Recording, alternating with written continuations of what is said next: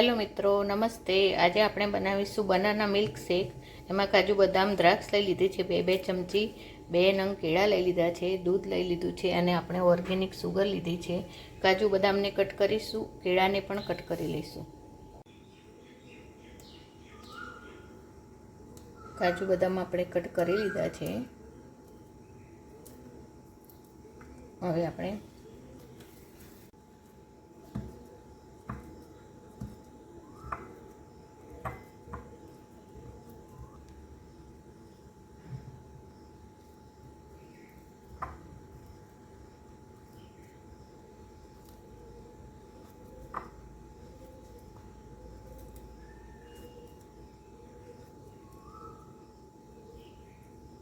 બધું આપણે મિક્સરમાં નાખી દઈશું।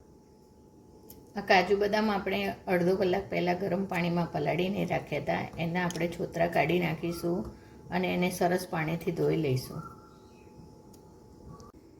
એમાં આપણે 1 થેલી જેવું દૂધ ઉમેરી દઈશું। દૂધને આપણે એમ જ ગરમ નથી કર્યું, એમ જ લઈ લીધું છે। એમાં આપણે જે 2 કેળા સમારીને રાખ્યા હતા એ ઉમેરી દઈશું।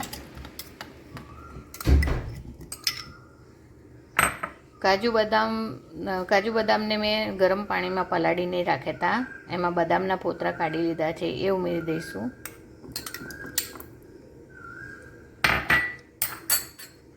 અને આપણે આ ઓર્ગેનિક સુગર આવે છે એ ઉમેરી દઈશું, 2-3 ચમચી। આમાં આપણે ખડી સાકર આવે છે એ પણ દળીને ઉમેરાય।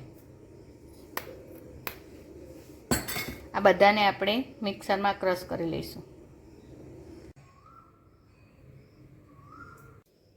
જોઈ લઈશું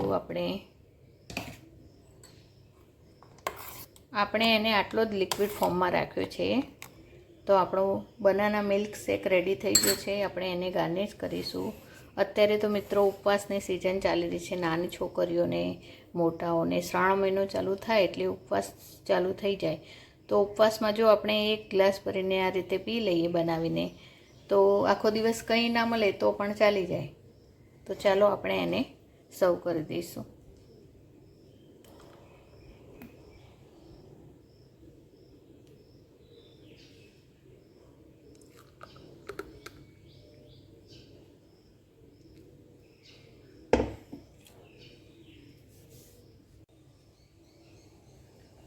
બનાના મિલ્ક શેક એવો જ મિલ્ક શેક છે જેમાં કેલ્શિયમ ભરપૂર છે। દૂધ આવી જાય અને કેળા આવી જાય એટલે કેળામાં અને દૂધમાં તો કેલ્શિયમ એકદમ ભરપૂર હોય છે, તો બધાને ખબર જ હોય છે। અને જોડે સાથે કાજુ બદામ આવી જાય તો બાકી જ શું રહે।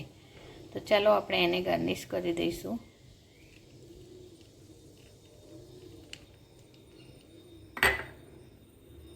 જો ઉપવાસ આપણે નકોણા કરતા હોય ને સવારે આપણે 1 ગ્લાસ પી લઈએ તો આખો દિવસ આપણે એને કંઈ ખાવાની જરૂર નથી પડતી।